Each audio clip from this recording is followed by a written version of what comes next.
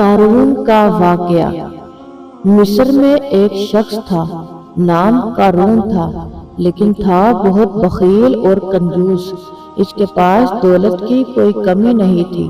روایت ہے کہ اس کے خزانے کی کنجیاں اتنی تھی کہ اگر ان کنجیوں کو کہیں لے جایا جائے تو اونٹوں کو ایک قافلے کی ضرورت تھی۔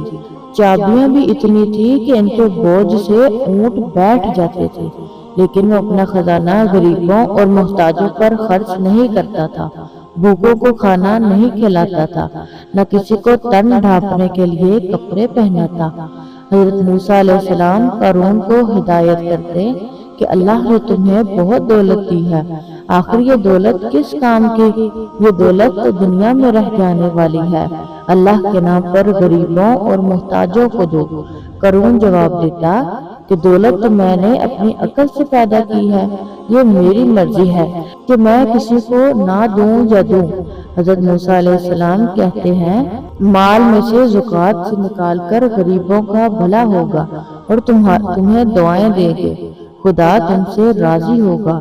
قارون کہتا کہ اگر میں اپنے مال میں سے زکوٰۃ نکالوں تو خدا مجھے اس کے بدلے میں کیا دے گا؟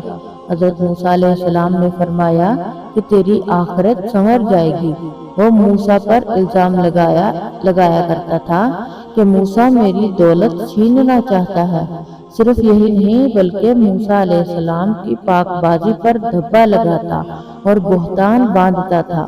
حضرت موسیٰ علیہ السلام قارون کے رویہ اور ضد سے پریشان تھے، لیکن انہیں یقین ہو چکا تھا کہ قارون کبھی بھی راہ راست پر نہیں آئے گا، بلکہ الٹا حضرت موسیٰ علیہ السلام کو بدنام کرنا شروع کیا اور تکلیفیں پہنچایا کرتا تھا۔ اس پر اللہ تعالیٰ نے فرمایا کہ اے ایمان والو، ان لوگوں کی مانند نہ ہو جانا جن لوگوں نے موسیٰ کو تکلیفیں دی۔ اللہ کے نزدیک موسیٰ نہایت نیک اور پاک باز ہے۔ حضرت موسیٰ علیہ السلام مکمل مایوس ہو چکے تھے۔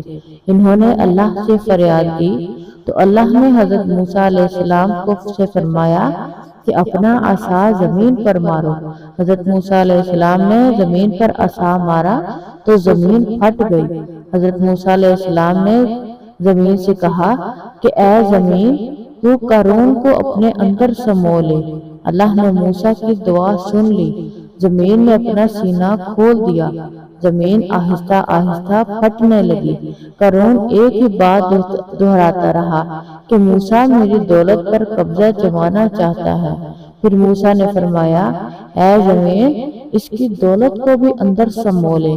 قارون اپنی دولت سمیت ڈھیروں مٹی تلے چلا گیا، نہ رہا وہ اور نہ رہا اس کی دولت، اس کے شاندار محل کے آثار بھی مٹ گئے۔